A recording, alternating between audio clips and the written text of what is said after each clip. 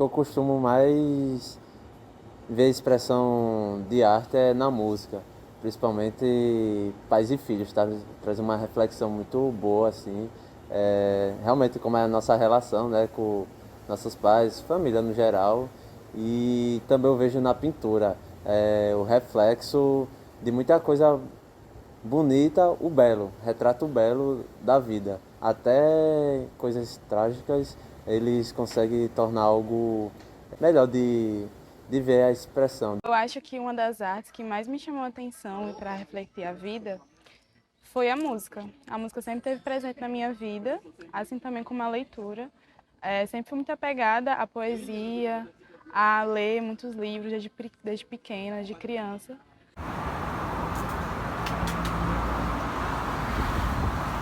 Walter Benjamin foi um filósofo, ensaísta, tradutor e crítico literário alemão.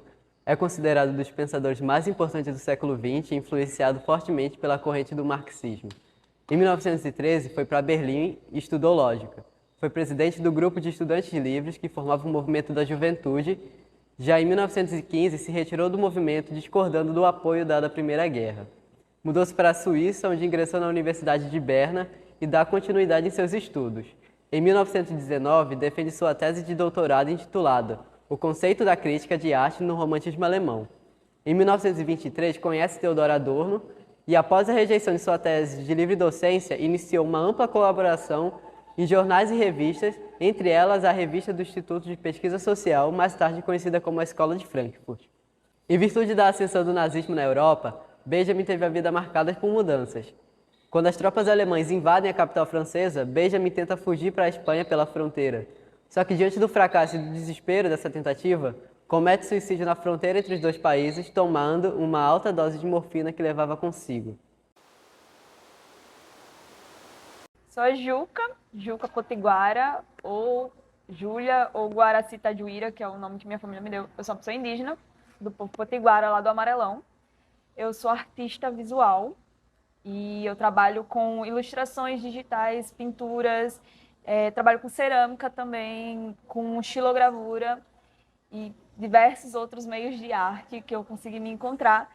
E o meu maior foco na arte é mesmo representar a arte indígena. Então, eu estudante de artes visuais, estava no curso de Ciências Sociais, desisti na metade e agora eu estou aí fazendo um trabalho dentro do Museu Câmara Cascudo com botânica, aquarela botânica e também com o estudo dos grafismos das cerâmicas que tem no Departamento de Arqueologia do Museu Câmara Cascudo. Na era de sua reprodutibilidade técnica, as obras de arte sofreram mudanças significativas que culminaram com a perda do que o Walter Benjamin chama de aura.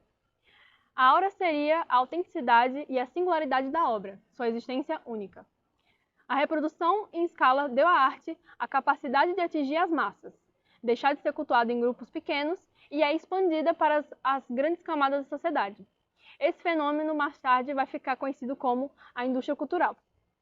Antes, era necessário todo um ritual para a contemplação de um quadro, que envolvia momentos antes e diante da obra. Com a reprodução técnica, foi possível acessar a obra em qualquer lugar e em momentos se o indivíduo possuía instrumentos para isso, como o próprio celular.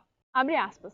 O coro, executado numa sala ou ao ar livre, pode ser ouvido num quarto. Fecha aspas. Desse modo, é possível observar a transformação da arte, tendo vista que a singularidade do objeto é deixada de lado na sua reprodução técnica, emancipando-se do ritual. Benjamin, diante disso, percebe o paradoxo que se desenvolve. Ou seja, na era da reprodução técnica, há perda da memória, da sensibilidade, do impacto que temos diante de uma obra de arte. O Benjamin vai ser o primeiro pensador a desenvolver uma reflexão filosófica sobre o cinema.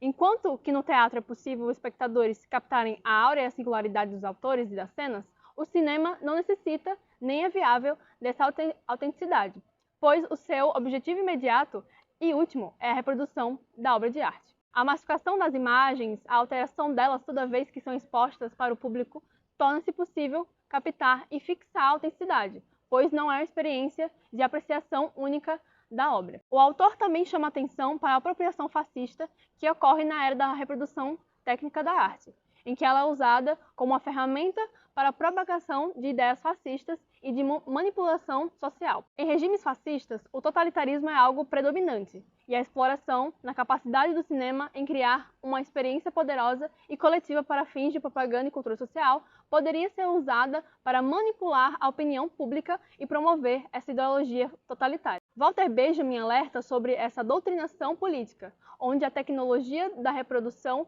tanto pode ser uma ferramenta de emancipação dos rituais na qual fazia parte, como também usada para fins repressivos, dependendo de como será usada. Bom, um tipo de arte que eu gosto muito é cinema. E quando eu falo cinema de filme e de novela, principalmente. Então, acho que uma obra, no geral, que me impacta muito é as obras do João Manuel Carneiro, que ele faz novela e ele também trabalhou em Central do Brasil, se não me engano, no filme. Então, acho que eu consigo refletir muito sobre sociedade, sobre cotidiano e, enfim, Brasil no geral, que é o que eu penso quando eu falo sobre arte e cinema, é com o João, porque ele faz novelas que têm críticas sociais muito boas. E ele roteirizou Central do Brasil, que é um filme assim, né, marcante no cinema nacional. A arte é justamente o que faz a gente se conectar com outras pessoas ou com outro grupo de pessoas, sabe? E ultimamente eu me apresento, eu sou uma pessoa trans. E particularmente, eu acho que a arte que eu gosto, a arte que consegue me afetar, são arte feita principalmente por pessoas trans, sabe? Hoje em dia, os artistas que eu ouço, que eu vejo, que eu leio, são, acho que 80% pessoas trans, sabe? Principalmente pessoas negras. Então, eu acho que essa questão identitária na arte, que quando ela é feita por pessoas que são parecidas com você, iguais com vocês, ela é mais fácil de conectar, sabe? Fui pro show das Irmãs de Pau, por exemplo, sabe? Que são umas artistas fodas, sabe? Travestis, pretas, daqui do Brasil, sabe? Que produzem um som que tá falando muito, muito sobre as vivências delas, e aí fica mais fácil de me conectar também. Combina total. Até porque todo meio de expressão ele é um meio político. Seja lá qual for o seu meio de se expressar, ele é um ato político. Assim como diversos outros atos que você faz dentro do seu cotidiano é um ato político, assim como o ato de auxiliar alguém, o ato de fazer uma comida, o ato de até mesmo se vestir da forma como você quer, é um ato político. Então a arte está dentro disso. Ela foi usada como um ato de mesmo mostrar que estavam ali, assim como foi nas guerras e ditaduras e etc. Então a arte ela está totalmente, a gente pode ver isso nas músicas que foram presas na ditadura, que foram impedidas de passar, porque eles é uma forma de arte e era uma forma de ir contra aquilo que estava acontecendo. Era um ato totalmente político. E eu vejo a arte dentro da política como uma forma de você dizer que você está ali e que você concorda ou não concorda de uma forma que não seja totalmente verbal, mas também visual, para todo mundo conseguir entender e todo mundo conseguir ver aquilo ali. Para Walter Benjamin, um fascismo tenta organizar as massas sem alterar as relações de produção capitalista. Nesse sentido, a salvação do fascismo é encontrada na sua expressão artística partilhada pelas massas. Porém, tais massas não possuem o direito de mudar as relações de produção. Essa expressão artística do fascismo é chamada por Benjamin de estetização da política, e que mais profundamente assume a forma de estetização da guerra. No ponto de vista do pensador alemão, somente a guerra mobiliza, em sua totalidade, os meios técnicos presentes, conservando as atuais relações de produção. Para comprovar essa relação íntima entre considerar a guerra como algo belo e o fascismo, Benjamin então trará um trecho do Manifesto sobre a Guerra Colonial da Etiópia, de Marinetti, o poeta italiano, fundador da vanguarda artística cunhada de futurismo. Ele dirá, abre aspas, a guerra é bela, porque conjuga a sinfonia, os tiros de fuzil, os canhoneios, as pausas entre duas batalhas, os perfumes e os odores de decomposição. Fecha aspas. Por fim, o Benjamin, em sua brilhante exposição filosófica sobre arte, evidencia uma relação dialética no fazer artístico. De um lado, a estetização da política e, de outro, a politização da arte, que pode nascer dessa forma conservadora da arte, tal qual como uma nova forma de sociedade será constituída no seio da velha sociedade. A politização da arte é um retorno da relação íntima entre a aura e a obra de arte. Essa que possa gerar uma reflexão crítica.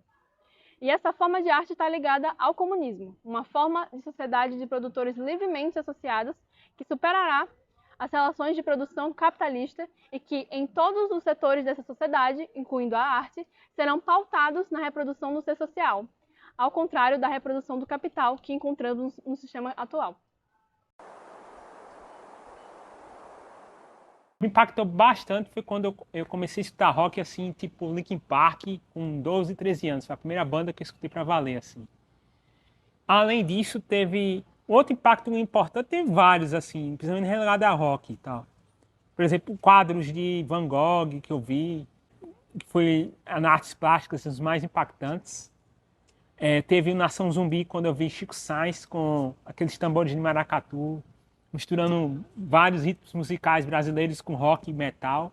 E o Sepultura, que nesse CD aqui, que está aqui na minha camisa, a capa do CD do Roots, que impactou também bastante, que foi a questão deles misturarem música brasileira com metal e coisas indígenas e africanas, e as letras de Raul Seixas, que são bem educativas e sociologicamente boas, que trazem coisas boas para as pessoas.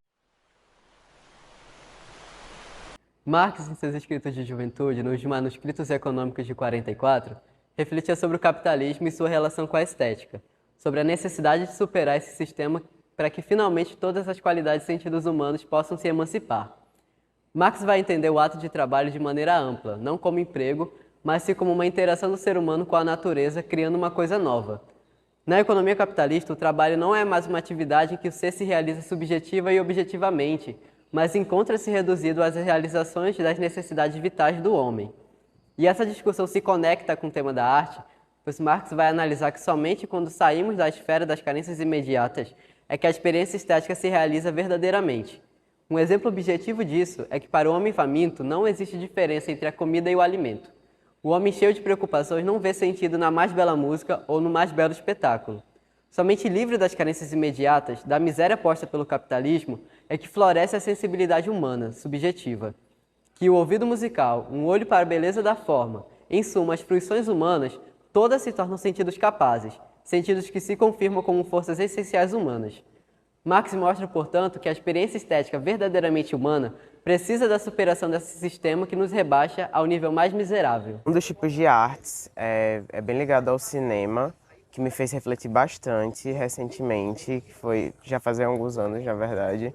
Foi Tudo em Todo Lugar ao Mesmo Tempo, que é um filme que fala sobre multiversos e me fez refletir bastante, principalmente sobre quem eu me tornei e as escolhas que me fizeram chegar até onde eu estou hoje. Então, tem um ponto muito importante dentro disso, que é quando a arte periférica sai de dentro da periferia para fora. Porque eu sou uma pessoa que, além de trabalhar em todas essas áreas da arte que eu disse, eu também sou uma pessoa do grafite.